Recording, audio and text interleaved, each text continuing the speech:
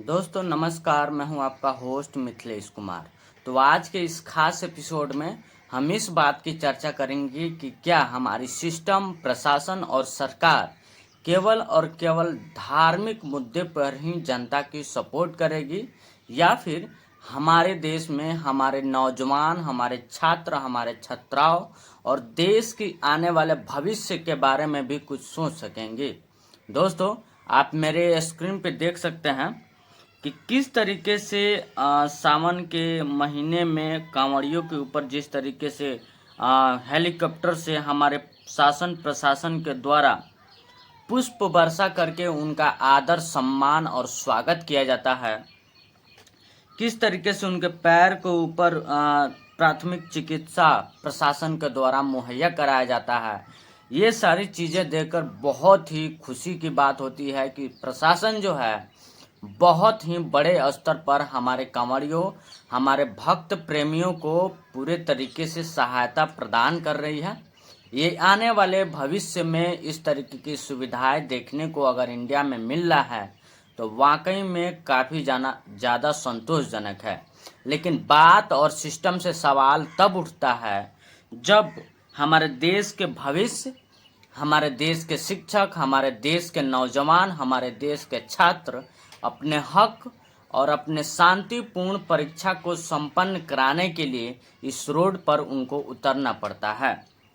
Road पर जब भी ये छात्र, ये शिक्षक, ये नौजवान जब भी उतरते हैं ताकि इनका परीक्षा शांतिपूर्ण तरीके से स्थापित किया जाए, उनको पूरे तरीके से बिना लीक के संपन्न कराया जाए, तब यही शासन प्रशासन और गवर्नमेंट जो है हमारे छात्रों को लाठी से मारने का काम करती है, उनके आंदोलन को पूरे तरीके से कुचलने का काम करती है, उनको जेल में डालती है, उनको डिटेन करती है। दोस्तों, ये क्रोनोलॉजी समझिए। क्या हमारी देश की कोई भी गवर्नमेंट जो है सीधे तरीके से एक आयोग बना करके छात्रों की जो भी समस्या है, खास करके परीक्षा से जुड़ी उस चीज़ों को संपन्न कराने में, उस चीज़ को निवारण कराने में आखिर क्यों ये पीछे रह जा रही है? क्या सरकार और प्रशासन की इस बात की मंशा नहीं है कि हमारे आने वाले भविष्य के बारे में कुछ सोचा जाए? क्या सरकार बस अपने वोट की राजनीति सेकने के लिए ही धार्मिक प्रश्न चिन्हों को पूरे तरीके से सपोर्ट करता है, धार्मिक कार्यक्रम में बढ़ चढ़कर हिस्सा लेता है, लेकिन वहीं जब बात रोटी रोजगार और नौकरी की आती है, छात्रों के हित की आती है, तो यही सरकार हमारे छात्रों को लाठी लाठी खिलाती है, उनके ऊपर पूरे तरीके से डिटेन किया जाता है, उनको जेल भेजा जाता है। हमारे देश के महानतम जितने भी शिक्षक हैं जो इन छात्रों को सपोर्ट में अपने रोड पर आकर के इस आंदोलन के मुहिम में जुड़ते हैं, उनको भी पूरे तरीके से डिटेन किया जाता है, उनको मारा जाता है, धमकाया जाता है। क्या हमारे देश की सरकार इतनी कमज़ोर हो गई है कि इस तरीके के आंदोलन को, हमारे भविष्य को पूरे तरीके से कुचला जा रहा है?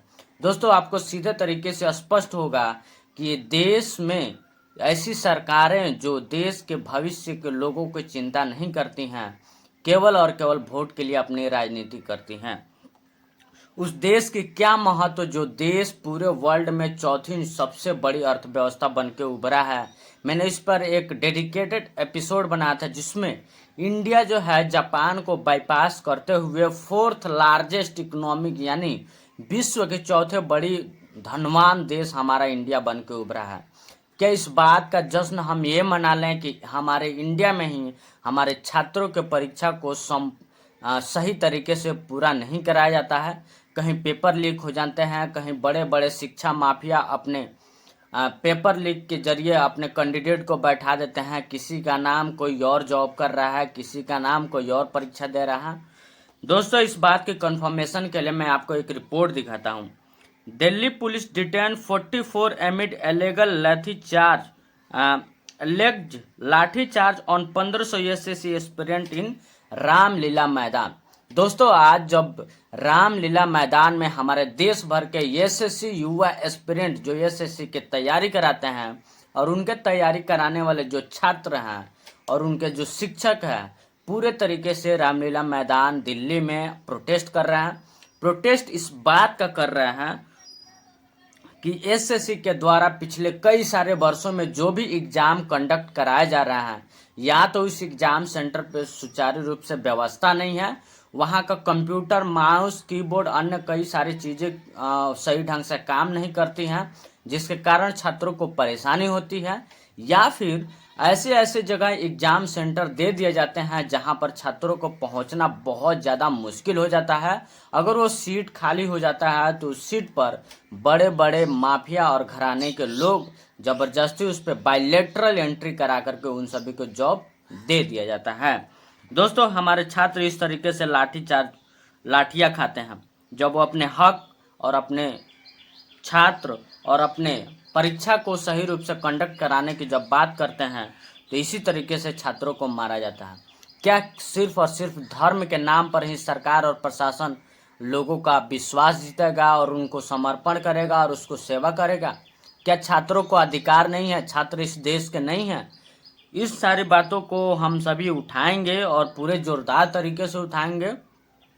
सारा मामला स्टाफ सिलेक्शन कमीशन का है। दोस्तों, ये जो शख्स मेरे आप स्क्रीन पर देख रहे हैं, ये स्टाफ सिलेक्शन कमीशन यानी एसएससी के चेयरमैन हैं।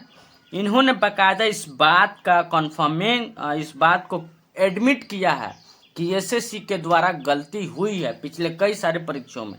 आप देख सकते हैं report, SSC aspirant protest Ramlila chairman admits error promise fix. इनके द्वारा इस बात की गलती को एक्सेप्ट किया गया है कि हाँ भाई, एसएससी के द्वारा पिछले कई सारे एग्जाम में बहुत बड़ी रूप से धांधली हुई है। इस चीज़ को हम फिक्स करने के लिए कोशिश करते हैं। कोशिश किस बात की करते हैं? भारत दुनिया की सबसे बड़ी गणतंत्र यानी गणतंत्र का देश है, लोकतांत्रिक देश है।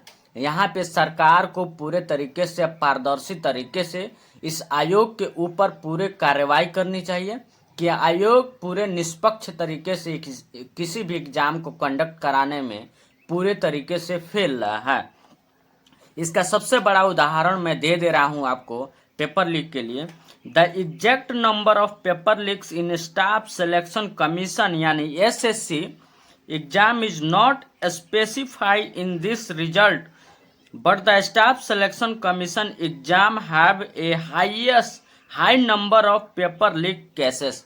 यानी पिछले कई दशकों में बहुत ज़्यादा ही संख्या में एसएससी के द्वारा पेपर लीक के मामले सामने आए हैं। क्या आयोग और सरकार इतनी बहरी हो चुकी है कि हमारे देश का भविष्य और जो भी मेहनत कश लड़के हैं, जो छात्र हैं, जो दिन रात एक कर देते हैं किसी भी सरकारी जॉब को क्रैक करने के लिए, उनके मेहनत और उनके सपनों के साथ ऐसे ही खेलते रहती है। दोस्तों, आपको पता होगा कि मीडिया भी इस आंदोलन को कवर करने गई थी। लल्लन टॉप एक बहुत ही फेमस न्यूज रिपोर्टिंग है। एसएससी के प्रोटेस्ट कवर करने गई दिल्ली टीम की लल्लन टॉप की दिल्ली को पुलिस ने हिरासत ले लिया। दिल्ली के रामलीला मैदान में जारी एसएससी के खिलाफ प्रदर्शन को कवरेज करने से पुलिस रोक रही थी। इसके बाद पुलिस ने रिपोर्टर रजत पांडे और कैमरा पर्सन राशिद अली को काजमी में हिरासत ले लिया। यहाँ तक कि इस आंदोलन को कुचलने के लिए पुलिस जो है बहुत ही बड़े स्तर पर मीडिया हाउस को वहाँ पे जाने से रोक रही है, रिपोर्टिंग करने से रोक रही है। लेकिन आजकल सोशल मीडिया का ज़माना है। मैं आपसे गुजारिश करूँगा, एसएससी आंदोलन का कोई भी अगर हिस्सा और वीडियो कट आपको मिलता है तो आज प्लीज़ शेयर कीजिए। एसएससी आयोग को पूरे तरीके से टैग कीजिए और देश के हर इस युवा छात्रों को जागरूक कीजिए कि हमारे देश में आखिर हो क्या रहा है। जिस तरीके से हमारे छात्र आज लाठियां खा रहे हैं, रोड पर आंदोलन कर रहे हैं, ये आने वाले समय में यही छात्र हमारे देश की मुख्य सहभागिता में अपने रोल निभाएंगे, हमारे देश को रेगुलर विकास की गति पर आगे बढ़ाएंगे। जब छात्र और शिक्षक एक साथ जब पीटने लगते हैं इस देश के प्रशासन से, तो सवाल पूरे समाज से, सवाल पूरे सिस्टम से और सवाल पूरे सरकार से होनी चाहिए, क्योंकि ये हमारे छात्रों की भविष्य की बात है। दोस्तों, अगर आप ऐसे ही लेटेस्ट वीडियो से अपडेटेड रहना चाहते हैं तो प्लीज़ आप हमारे चैनल को सब्सक्राइब कीजिए, वीडियो लाइक शेयर जरूर कीजिए और एसएससी छात्र आंदोलन को आगे बढ़ाइए। वीडियो शेयर जरूर कीजिए। जय हिंद।